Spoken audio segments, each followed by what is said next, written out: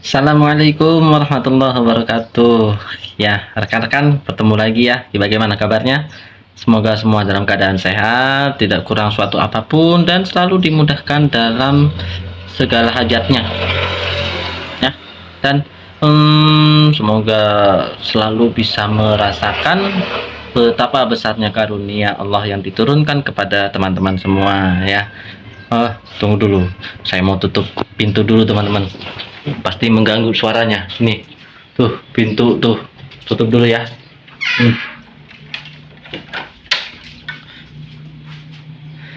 Ya, tidak lupa saya sampaikan terima kasih kepada teman-teman semua yang selama ini sudah mensupport saya ya, hingga sampai sekarang ini saya masih bersemangat untuk terus men-share pandangan-pandangan koplak saya ya atas suatu kejadian. Begini teman-teman, sesuai dengan thumbnail yang ada, kita ingin men-share cara pandang saya bagaimana cara mendapatkan kebaikan dari mimpi buruk. Mimpi buruk kok jadi baik? Tidak perlu deh kita memikirkan penyebabnya, tidak ada untungnya. Palingan kalau kita tahu penyebabnya apa, sudah kita tidak mimpi buruk lagi. Sekarang yang saya ajak adalah bagaimana mendapatkan sebuah kebaikan dari mimpi buruk. Gini, mohon maaf mungkin ini banyak ke arah sudut pandang Islam ya. Yang pertama, biasanya orang dapat mimpi buruk ini merasa takut, lantas terbangun, ya kan? Apa yang harus dilakukan ketika bangun ini? Yang pertama, silahkan zikrullah, cukup itu, tapi yang mantap ya. Takut, oke. Pertama, bangun. Ketika sudah bangun dan sadar betul sudah bangun, kita ucapkan alhamdulillah, karena memang sebenarnya jarak antara tidur dan kematian itu sangat tipis, benar. Nah, makanya sebelum kita tidur, dalam Islam itu pasti doanya adalah pernyataan bahwa Bismika Allahumma ahya, pernyataan bahwa hidupku adalah dengan namamu ya Allah, ya kan? Bismika Allahumma ahya wa bismika amut, dan dengan namamu pula matiku. Artinya kita memasrahkan diri. Jika ternyata kita tidak bangun lagi, bahwa matiku adalah karenamu juga ya, atas namamu juga. Nah, yang kedua nih, alhamdulillah. Kenapa alhamdulillah ya tadi? Karena sangat bagus ketika kita baru bangun, kita langsung memuji, dan kita apa namanya ya, memuji Allah itu kan hakikatnya adalah pernyataan dari diri kita bahwa kita mengakui sedalam-dalamnya bahwa kita telah menerima nikmat dari Allah. Kita akui seyakin-yakinnya, alhamdulillah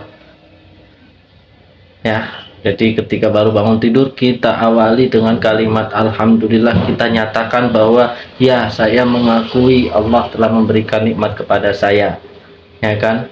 Jadi ini antisipasi, karena Allah sangat membenci orang-orang yang tidak mengakui atau ingkar kepada nikmatnya ya. Yang kedua, itu pun mohon maaf, yang pertama tadi ya, itu pun dari kalimat alhamdulillah pun itu kalau memang lillahi ta'ala pengucapannya, kita bisa memperberat timbangan amal baik kita, ya kan? Itu satu. Jadi sebenarnya intinya adalah mimpi buruk ketika kita sikapi setelah itu dengan zikrullah, pasti akan menjadi kebaikan. Nah, yang kedua, tambah dengan kalimat istighfar. Kenapa istighfar? Karena kebanyakan kita setelah mimpi buruk kita merasa takut, atau di dalam mimpi itu kita merasa takut, padahal tidak perlu ada yang ditakuti, karena yang patut untuk ditakuti hanyalah Allah Subhanahu wa Ta'ala, karena Dialah yang maha segala-galanya. Ketika kita melakukan sebuah kesalahan dan kita sadari bahwa sebenarnya bisa saja Allah ini murka kepada kita, dan disitulah kita boleh merasa takut tidak mendapat ampunannya, ya. Dan jangan lupa, maka itu lantas kita harus segera meminta ampunannya. Nah, dan jangan lupa juga kalimat istighfar ini bisa menjadi salah satu sebab turunnya rezeki, ya. Jadi jangan khawatir dan nggak usah berhenti pada menganalisa kenapa mimpi buruk sering terjadi pada diri teman-teman, diri saya juga, ya. Saya selalu mensyukuri ketika saya mendapat mimpi buruk, karena minimal saya mohon ampun pada Allah, karena saya yakin Allah akan mengampuni saya, ya. Bismillah. Sampai sekarang ini juga, ya, saya yakin Allah mencatat amal perbuatan saya, karena saya tulus menceritakan apa yang saya pahami. Saya berniat untuk memperdalam apa yang saya sudah pahami. Saya coba tularkan kepada teman-teman. Semoga ketika semakin banyak teman-teman yang sependapat atau mungkin sepandangan, ya, dengan saya dan melakukan apa yang saya lakukan, saya semakin tebal keimanannya. Begitu teman-teman.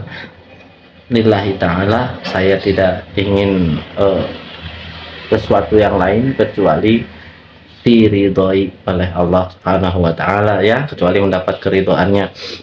Dan begini teman-teman, saya juga tidak lupa, ya, melalui video ini saya sampaikan, jika memang ada yang tidak suka dengan pernyataan-pernyataan saya, silahkan ketik di kolom komentar, ya.